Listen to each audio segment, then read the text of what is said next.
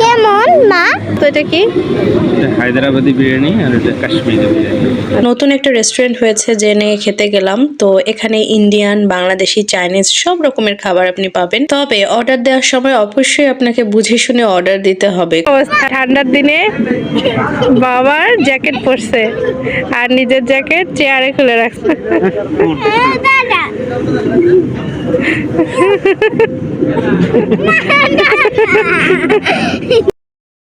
বাসন বলো তো এটা কি?